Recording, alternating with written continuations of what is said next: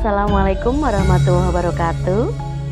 Sugeng pepanggihan malih kalian kula Busulis wonten ing channel YouTube Mang Ujang.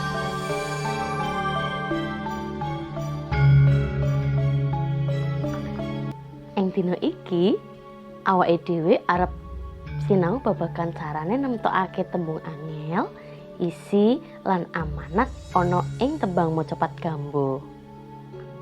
Sing sepisanan awake dhewe arep sinau babagan carane nemtokake tembung angel ing macapat gambo. Kepiye to carane nemtokake tembung angel ing macapat gambo? Carane yaiku kanthi nulis tetembungan kang ora dimangerteni tegese. Carane negesi tembung angel ing macapat gambo kanthi goleki ana ing kamus. Bisa awujud buku utawa kamus elektronik. Tuladhane kamus basa Jawa yaiku Bausastra. Sing kaping pindho, awake dhewe arep nyinau carane nemtokake isi tembang macapat gambo. Carane kepiye? Kanthi cara negesi tembunge luwih dhisik. Tuladhane sekar gambuh ping catur. Sekar tegese tembang, gambuh tegese tetep gambuh, ping iku tegese kaping utawa ke, catur tegese yaiku papat. Kang cinatur polah kang kalantur. Kang tegese sing, cinatur tegese diomongake, polah tegese tumindak, kang tegese sing, lan kalantur tegese kebablasan. Tanpa tutur katulo-tulo katali. Tanpa tegese yen ora, tutur tegese dikandani utawa dituturi, katulo-tulo katali tegese bakal rekoso.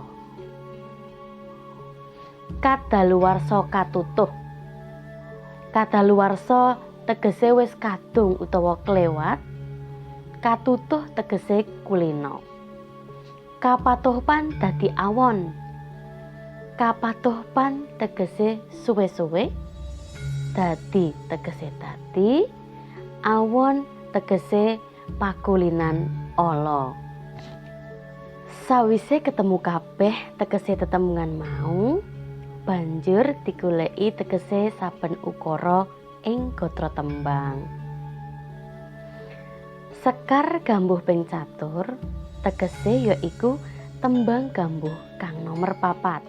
Kang cinatur polah kang kalantur tegese kang diomongake tumindak sing kebablasan. Tanpa tutur katulo-tulo katali tegese yaiku yen ora dikandani bakale rekoso. Kadaluwarsa katutuh tegese yaiku wis kadung dadi pakulinan.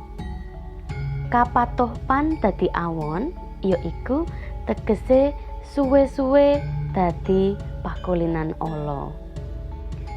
Sawise nemokake tegese saben ukara ing saben gatrane, banjur disimpulake apa isine tembang macapat gambuh iku. Seka teges kang wis dimangerteni saben ukara mau bisa disimpulake isine tembang macapat gambuh yaiku nyaritakake tumindak sing kebablasan lan wis kadung dadi pakulinan ala. Dene kanggo nemtokake pitutur luhur ing macapat gambuh yaiku kanthi cara nemtokake pesen utawa amanat saka tembang kasebut. Dadi bisa disimpulake pitutur luhur saka tembang gambuh kasebut yaiku nomor 1 dadiya menungsa kang tansah duweni tumindak becik. Nomor 2 tumindak ala yen ora diarahke bakal dadi pakulinan ala. Lan sing nomor 3 Ojo seneng tumindak Allah yen ora pengen uripmu rekoso. Iki mau carane nemtokake tembung angel, isi lan amanat ana ing tembang macapat gambuh. Yen video iki mumpangati, ojo lali di like, subscribe lan di share ya. Matur nuwun.